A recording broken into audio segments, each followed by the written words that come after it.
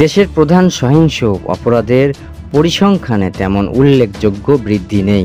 Police সদর দপ্তরে অপরাধ ও পরিসংখ্যান তুলে ধরে এই দাবি করেছে প্রধান উপদেষ্টার প্রেস উইং।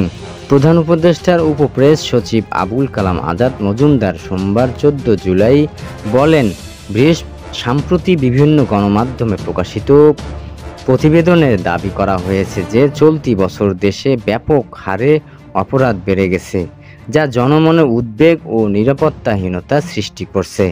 তবে 2024 সালের সেপ্টেম্বর থেকে 2025 সালের জুন পর্যন্ত পুলিশের সদর দপ্তরে দেওয়া আনুষ্ঠানিক অপরাধ পরিসংখ্যান পর্যালোচনা করলে দেখা যায় এই দাবি পুরোপুরি সত্য নয়, বরং গত 10 মাসে বেশ কয়েকটি বড় অপরাধের ক্ষেত্রে স্থিতিশীলতা লক্ষ্য করা গেছে।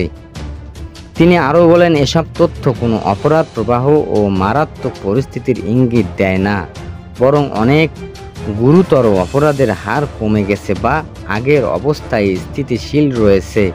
মাত্র কয়েকটি অপরাধের হার কিছুটা বেড়েছে। তাই নাগরিকদের সচেতন থাকা প্রয়োজন হলেও পুলিশ বাহিনী পরিস্থিতি নিয়ন্ত্রণে রেখেছে বলে পরিসংখ্যানে দেখা গেছে।